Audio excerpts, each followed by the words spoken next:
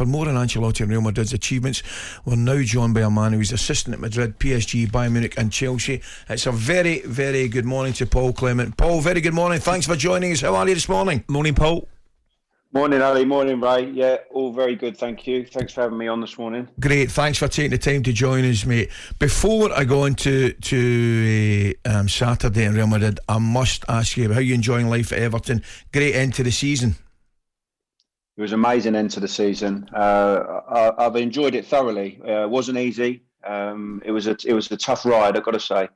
And in the 4 months that we were there, I think we had everything thrown at us, from problems with injuries, tough runs of games, some poor spells, issues with VAR that went against us. But in the end, we managed to get over the line. And I think we'd all hoped that we would have done it earlier, but it just never seems to work out like that in football. And we were pushed to the end, and incredible scenes in the game against Crystal Palace. It was a wonderful evening. That was really, really special. I was going to say to you, Paul, sometimes, we always talk about the importance of the supporters getting behind the club, getting behind the team and all that kind of thing.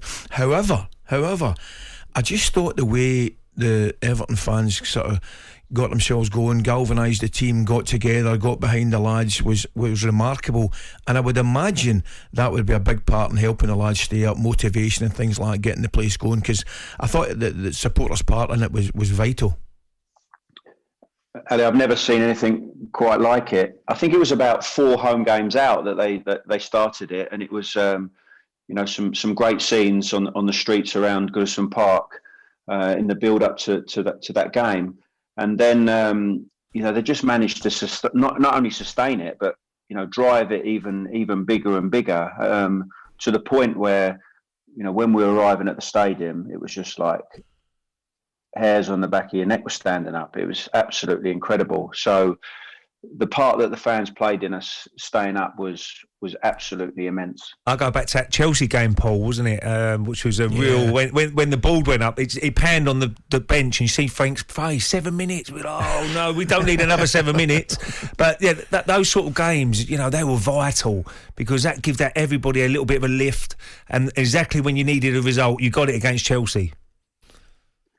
Yeah, I repeat that the fans were actually incredible, but also the players. When it came down to it, it's them on the field that have to deal with those high pressure situations, and they did manage to deliver at the end. I mean, the feeling that 2-0 down against Crystal Palace at home, when you're thinking, we've got to go home.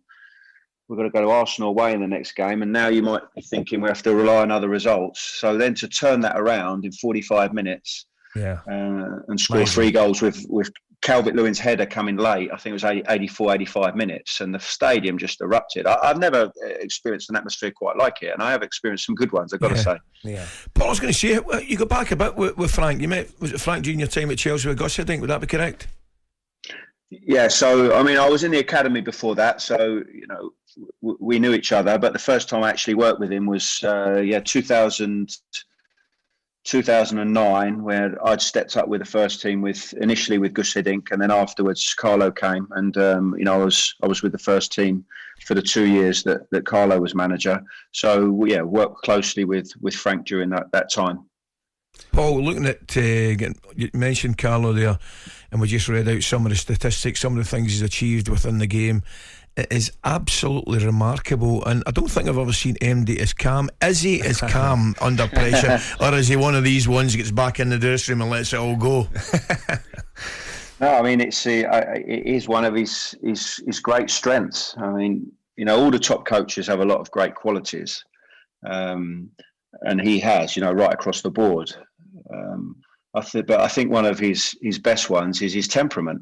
Mm-hmm. I was with him for 7 years, and we spent a lot of time together, and it's not just on the training field, it's sitting next to each other on the coach, on aeroplanes, at dinner times, through loads and loads of games. I think 300-400 games, and that is a really special part of his character.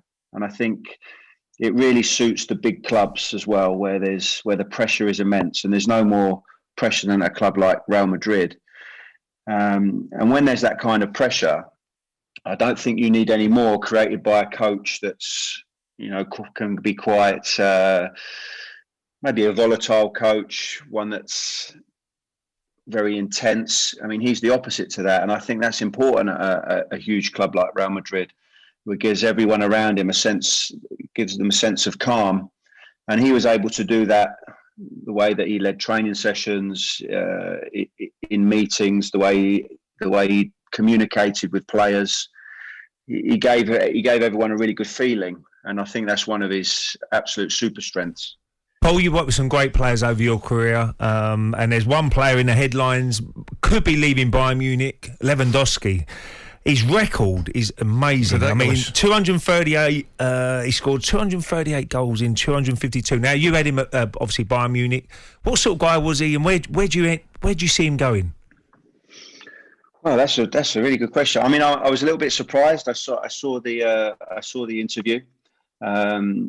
Had only for a short time, but had the pleasure of working with him. Super guy, very professional. And I've got to say, out of all the top players, and he'd certainly be in that bracket, and top strikers as well, they're all very similar in their way, that they're extremely driven to be successful. They're good people. They train intensely hard. Off the field, they manage themselves brilliantly. And he's a great example of that. Really enjoyed working with him. Super talent.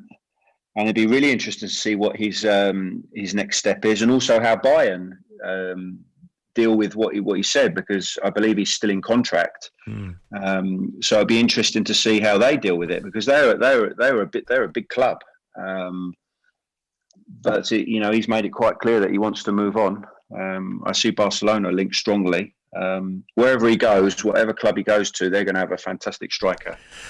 Paul, you touched on it. I mean, Ray was saying to you about Lewandowski. You've obviously worked with some real top players, Ibrahimovic, Beckham and guys like that. See, the higher up the level you go, these guys, what separates them? What makes them, give them the little bit of edge over the other players?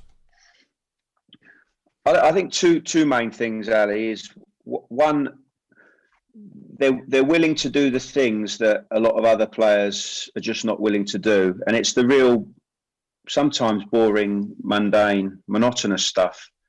They manage to just grind that out, whether that be resting better than anybody else, eating better than anyone else, recovering better than anyone else, doing the simple drills better than anybody else. And it's just that compound effect of doing the little things well over such a sustained amount of time. That would be one thing. And I think the other thing is just that never satisfied of where they're at, always wanting more, whether that be an individual accolade, more goals, more assists, more trophies, just this insatiable appetite for wanting more and more. That would be the two key things, I would say. And Paul, pre-season will come around very quickly. I know Frank will be looking forward to getting his squad back in, and working with the guys and starting off new. And you can't get much worse really than last. Look, you can go down, but I'm sure Everton now will be pushing forward. And pre-season is always very important, isn't it? If you get a good pre-season as a player, as a team, you've always going to have a good start to the season. I think you're playing Arsenal, aren't you, Paul? I think I'll be out there. Baltimore is one of the games in America.